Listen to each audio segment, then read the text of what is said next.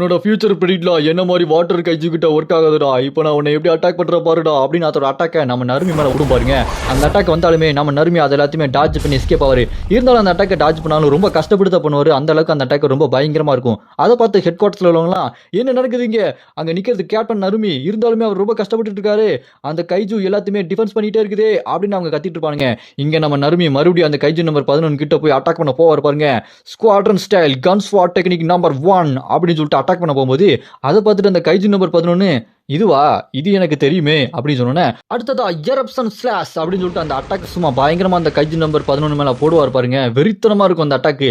ஆனா அதையும் அது அப்படி டாஜ் பண்ணிரும். அதை பார்த்துட்டு ஹெட் குவார்ட்டர்ஸ் உள்ளவங்களே இது பிளாக் பண்ணிருச்சா, எப்படி அது அப்படியே ஒரு சீல்டு மாதிரி உருவாக்கிக்குது, அது ஆட்டோமேட்டிக்கா எப்படி உருவாக்குது, அதுக்கு வாய்ப்பே இல்லையே அப்படி சொல்லிட்டு இருக்கும்போது இங்க நம்ம கைஜு நம்பர் 11 நம்ம நறுமி அட்டாக் பண்ண பாருங்க.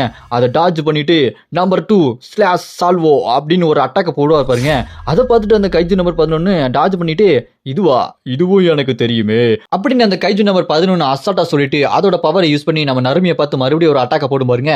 அந்த அட்டாக்கை நம்ம நறுமி அவரோட வெப்பனை வச்சு சீல்டு மாதிரி தடுத்து நிப்பாட்டிட்டு இருப்பாரு. இருந்தாலுமே அது ரொம்ப ஃபோர்ஸ்ஃபுல்லா வந்துட்டு இருக்கும். நம்ம நறுமி கஷ்டப்பட்டு இருப்பாரு. அப்ப அந்த கைஜு நம்பர் 11 நம்ம நறுமியை பார்த்து number 5 sky turner, number 4 flame shower, number 3 thunder fire, number 1 eruption flash, number 6 seven branch swat, number 2 slays lava, இது எல்லாமே எனக்கு தெரியும்டா. இந்த டெக்னிக்லாம் என்ன யூஸ் பண்ணி ஒண்ணுமே பண்ண முடியாது அப்படின்னு அது எல்லா டெக்னிக்கையும் அப்படியே மனப்பாடம் பண்ணி சொல்லு பாருங்க.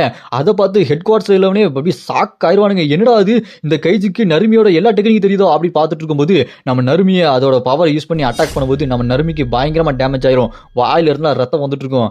அப்ப நம்ம நறுமியை பார்த்து அந்த கைஜு நம்பர் 11 கையை முறுக்கிட்டு அட்டாக் பண்ணதுக்கு வரும் பாருங்க. நம்ம நறுமியை அதோட பவர் யூஸ் பண்ணி லாக் பண்ணி ஒரே இடத்துல பிடிச்சி வச்சிருக்கோம். அப்ப அந்த கைஜு நம்பர் 11 நம்ம நறுமியை பார்த்து ஏய், இந்த ஸ்கில் எல்லாம் வச்சு என்ன ஒன்றும் பண்ண முடியாதுடா, என்கிட்ட உன்னோட மாஸ்டர் இசையோ சினாமியா அவரோட மெமரி இருக்குதுடா, அதனால உங்ககிட்ட என்னென்ன ஸ்கில் இருக்கு, நீ எதை யூஸ் பண்ண போறேன்னு எனக்கு முன்னாடியே தெரிஞ்சிடும், உன்னோட பவர்லாம் என்ன ஒன்றும் பண்ண முடியாதுடா, இதாடா வாங்கிக்கடா, உன்னை கொல்ல போறேன்டா அப்படின்னு கையை முறுக்கிட்டு நம்ம நறுமியை ஓங்கி ஒரு குத்து விடும் பாருங்க. விட்ட குத்துல நம்ம நறுமி பில்டிங் எல்லாம் ஒட்டச்சு பறந்து போய் இன்னொரு பில்டிங்ல மோதி விழுவார் பாருங்க.